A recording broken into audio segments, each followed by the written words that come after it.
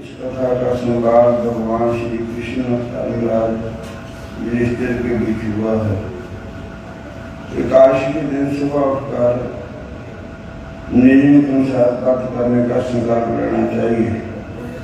सुबह स्नान आदि से फारिग होकर धूप दीप पुष्प गंध और नैवेद्य से भगवान श्री कृष्ण की पूजा अर्चना करनी चाहिए।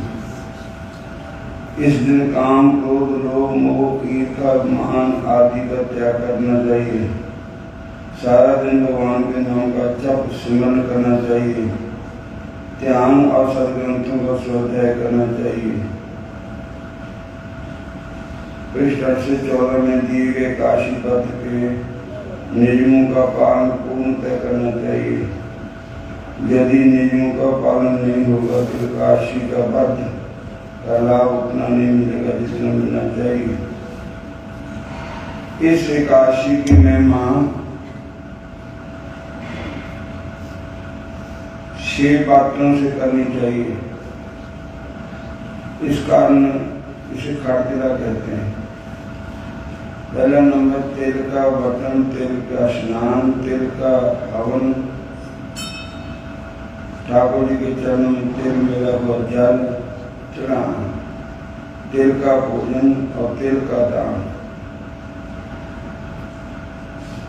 भगवान श्री कृष्ण धर्मराज युधिष्ठिर से कहते हैं कि प्राचीन काल में मृत्यु लोक में वैश्य व्रत किया करती थी। व्रत करते करते उसने अपना शरीर छिपा लिया था, किंतु उसको क्रोध बहुत आता था। किसी भी को धन अन्न का दान नहीं किया। भगवान ने सोचा कि व्रतों के प्रभाव से इस ब्राह्मण के और मृत्यु के बाद जब अशी स्वर्ग जाएगी, किंतु स्वर्ग में जाकर जब पाएगी क्या तो लोग में कुछ प्राप्त होता है। जो कुछ इस मात लोक में दान किया जाता है वो परलोक में मिलता है। जब भगवान ने सोचा कि यह ब्राह्मण मरने वाली है, अतः इसके पास मैं अन्न का दान मांगूं ताकि आगे के लोक में इसमें खाने पीने का कोई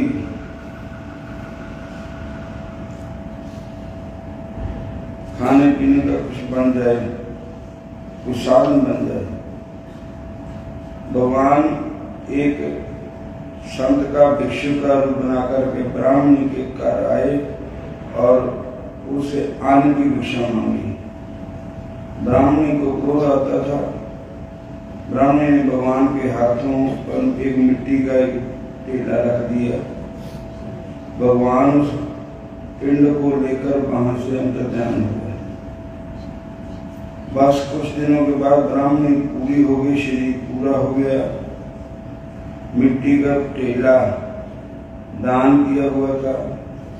स्वर्ग में ब्राह्मण को आम के वृक्ष सहित रहने के लिए एक कार्य, ब्राह्मणी को आम के वृक्ष सहित रहने के लिए एक कार्य मिला। अन्न दान से वह कार्य पूरी तरह शून्य था।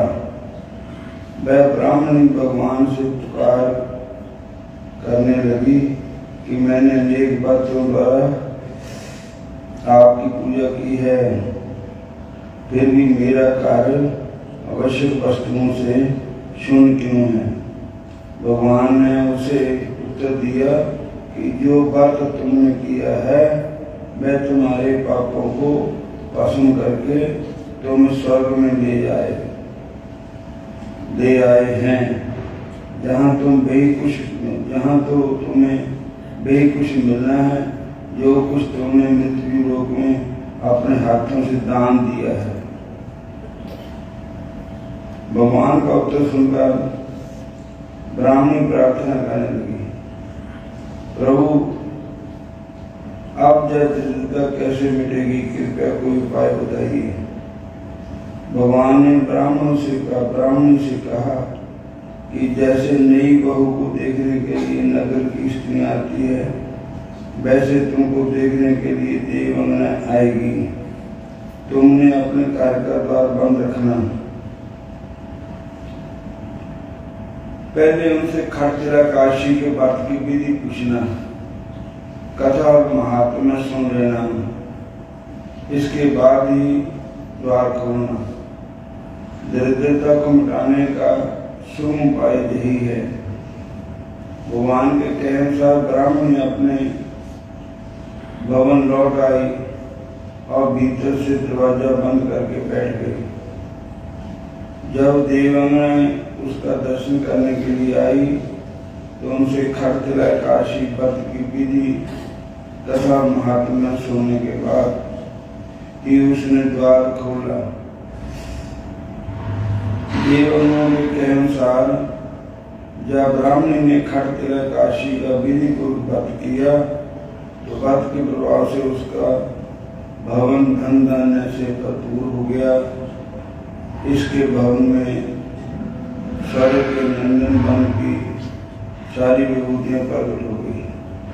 खरचरा काशी का नियमानुसार व्रत करने से दरिद्रता नष्ट होती है, आरोग्य प्राप्त होती है, कार्य धन धान्य से भरपूर हो जाता है।